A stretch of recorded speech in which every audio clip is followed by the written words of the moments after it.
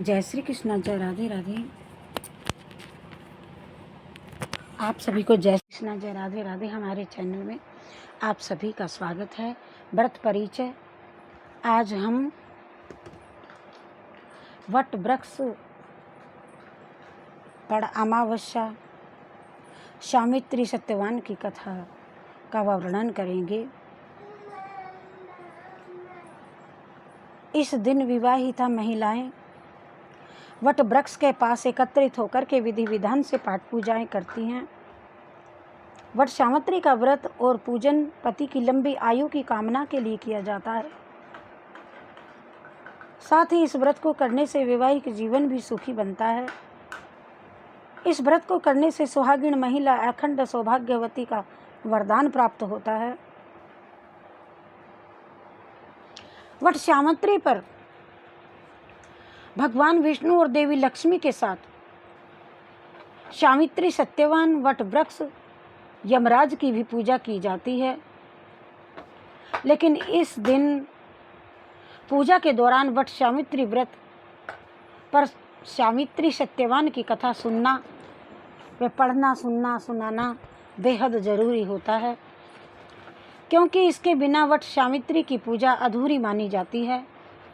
और जानते हैं देवी सावित्री और सत्यवान के बारे में आगे ये कथा। वट सावित्री व्रत कथा अयम शुरू हो। कथा आरंभ। कथा के अनुसार मद्र नामक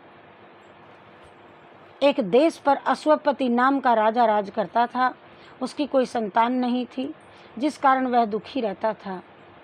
उनके राज्य में एक ऋषि महात्मा आए हुए थे और राजा ने उनका आदर सत्कार किया और भोजन ग्रहण कराया। ऋषि महात्मा ने राजा से पूछा, हे राजन, तुम्हारे पास सब कुछ होते हुए भी तुम दुखी क्यों हो? इस पर राजा ने कहा, मेरे पास सब कुछ तो है, लेकिन मेरी कोई भी एक संतान नहीं है। राजा की बात सुनकर के ऋषि ने कहा कि तुम और तुम्हारी पत्नी दोनों देवी सावित्री का व्रत करो। ऋषि के बताए अनुसार राजा और उसकी पत्नी ने इस व्रत को किया। उनकी भक्ति से प्रसन्न होकर देवी सावित्री ने उन्हें सुंदर पुत्री होने का वरदान दिया। 9 महीने के बाद ही राजा की पत्नी ने एक सुंदर कन्या को जन्म दिया। राजा ने अपनी कन्या का नाम सावित्री रखा। सावित्री जब विवाह योग्य हो गई तो राजा को उसके विवाह के लिए योग्य वर ढूंढने की चिंता सताने लगी। राजा ने सावित्री को मंत्रियों के साथ स्वयं वर ढूंढने के लिए भेजा। जंगल में सावित्री की मुलाकात धुमतसेन के पुत्र सत्यवान से हुई। सावित्री ने सत्यवान को अपने पति के रूप में वरण कर लिया। ऋषि नारद ने सावित्री के पिता अश्वपति को बताया कि सत्यवान गुणवान, धर्मात्मा और बलवान है, लेकिन वह अल्पायु हैं। लेकिन सावित्री तो उन्हें पति के रूप में ही स्वीकार कर चुकी थी।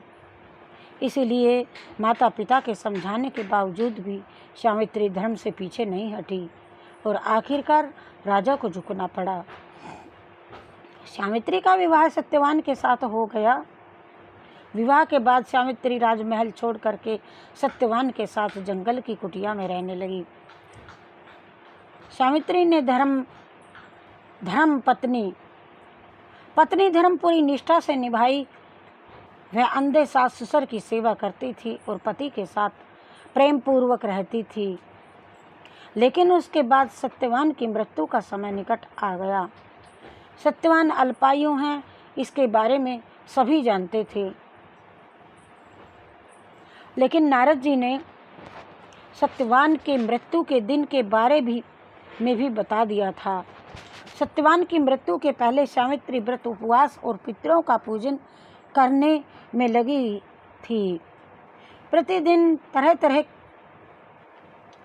वह रोजाना की तरह अपनी मृत्यु वाले दिन भी सत्यवान लकड़ी काटने के लिए जंगल में चले गए।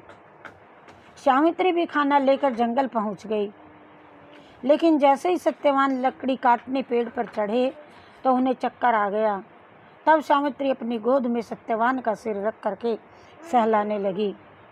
तभी वहाँ यमराज आ गए और सत्यवान के प्राण लेकर के अपने साथ लेकर जाने लगे। सावित्री भी यमराज का पीछे पीछे चल पड़ी।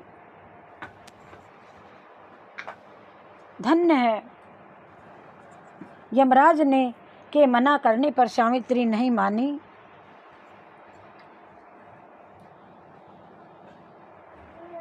सावित्री बोली, जहाँ मेरे पति जाएंगे मैं भी वहीं जाऊंगी।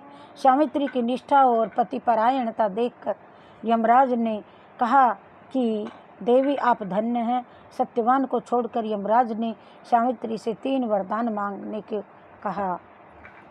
पहले वरदान में सावित्री ने अंधे सास ससुर की आंखों की ज्योति मांगी। यमराज ने सास ससुर की दिव्य ज्योति दे दी। दूसरे वरदान में सावित्री ने वनवासी सास ससुर का राज्य मांगा। यमराज ने वह भी दे दिया और कहा अब तुम चली जाओ। सावित्री ने तीसरे वरदान में 100 संतानों और सौभाग्य का वरदान मांगा। तो यमराज ने बिना सोचे विचारे वरदान भी सावित्री को दे दिया। तब सावित्री ने कहा, हे प्रभु, मैं एक पतिव्रता पत्नी हूँ और आपने मुझे पुत्रवती होने का आशीर्वाद दिया। इतना सुनते ही यमराज को सत्यवान के प्राण वापस करने पड़े। ये सुनते ही सावित्री वट वृक्ष के पास गई जहाँ सत्यवान का मृत शरीर पड़ा था। तो सावित्री जब वापस गई तो वहाँ सत्यवान को जीवित देखा। उसके साथ ससुर की दिव्य ज्योति भी वापस आ गई और राज्य भी मिल गया। तब से ही वट सावित्री पर वट वृक्ष की पूजा करने और सत्यवान सावित्री की कथा सुनने का विधान है।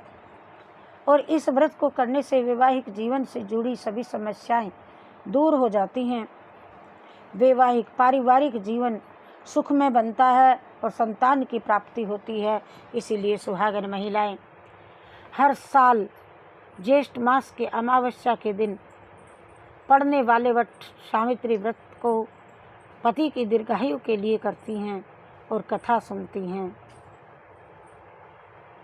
बोलो जय श्री कृष्ण चंद्र भगवान की जय। त्वमेव माता च पिता त्वमेव बंधुश्च सखा त्वमेव विद्या द्रविणं त्वमेव सर्वं मम देव देवा त्वमेव सर्वं मम देव देवा। श्री कृष्ण गोविंद हरे मुरारे, हे नाथ नारायण वासुदेवा। श्री कृष्ण गोविंद हरे मुरारे, हे नाथ नारायण वासुदेवा। श्री कृष्ण गोविंद हरे मुरारे, हे नाथ नारायण वासुदेवा।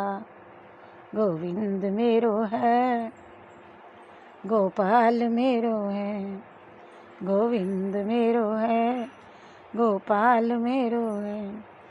श्री बांके बिहारी नंदलाल मेरो है। बोली वृंदावन बिहारी। अभी इसके बाद फिर 1-2 वचन